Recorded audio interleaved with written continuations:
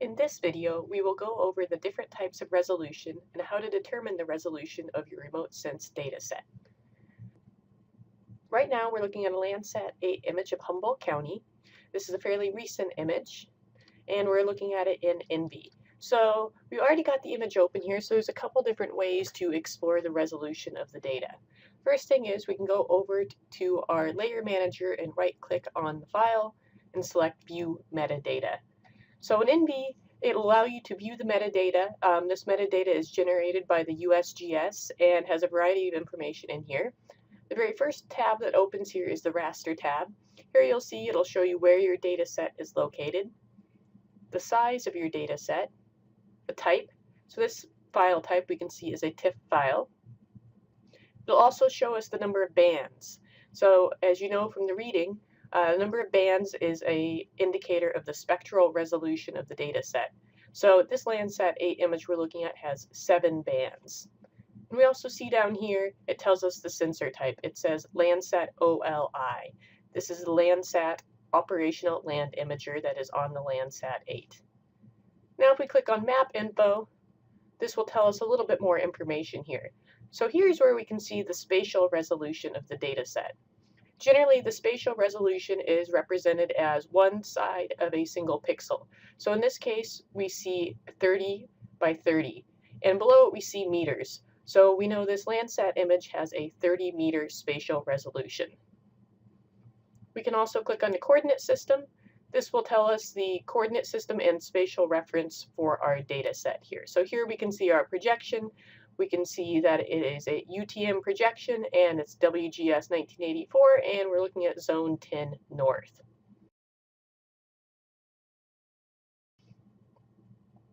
Another tab you might want to look at is the spectral tab. So previously looked and saw under raster that there were 7 bands. Clicking on the spectral tab here, it shows us the specific bands, so we see all 7 here.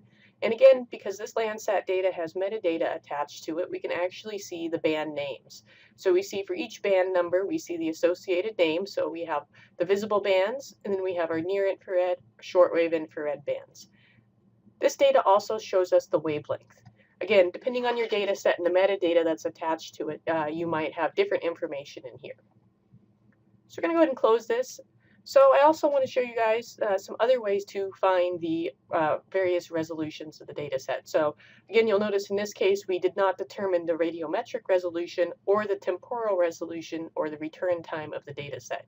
This is something you're generally going to have to research. It's often a good idea to research this before you download the data set. So let's go over here to one of our browsers. And I have Earth Explorer up. So this is a popular site for downloading Landsat data and other geospatial data. And so I have selected Landsat 8 here, and I'm interested in downloading a Landsat 8 data set here. Before I download it, though, I might want to know a little bit about the data set. So specifically, what are the various resolutions of this data set? So here you can click on this eye. This is a little information button. It'll open up a new tab in your browser that gives you specific information about this data set. So here we can see more information about Landsat 8. And so often on these websites, you can find the various resolutions. So again, you might have to read through it to determine the information that you want. So first thing I notice here in the second sentence here is that it mentions that it collects image of the Earth with a 16-day repeat cycle. So this tells us the return time or the temporal resolution of the Landsat 8 is approximately 16 days. We also see then the second paragraph now talks about the spectral bands. So this is going to tell us a little bit about the spectral resolution of the sensor. So again, we might actually have to click on some of these links to learn more about the different bands. So if you click here on this Landsat band designations link, this now brings us to a page that shows us the various bands and spectral resolution of all of the Landsat satellites. So this goes back to Landsat 1. We're going to scroll down here, and here now we can see Landsat 8. So here again, it lists all of the bands. So you see actually there's a total of 11 bands, and it lists the various wavelengths and names associated with these bands. You'll also notice up here that it tells you the spatial resolution of the bands. And again, we see with Landsat 8, it's variable. So there's a spatial resolution of 30 meters for bands 1 through 7 and band 9. We also have a 15 meter spatial resolution for our panchromatic band, and then our thermal bands here have a different resolution as well. So now we've determined our spatial resolution, our spectral resolution, and our temporal resolution of Landsat, but we haven't yet determined our radiometric resolution. So I'm going to go back to this Landsat 8 page and scan through again. In this case, we're normally going to be looking at the bit value. So again, radiometric resolution for most of these data sets is either going to be 8-bit or 16-bit data.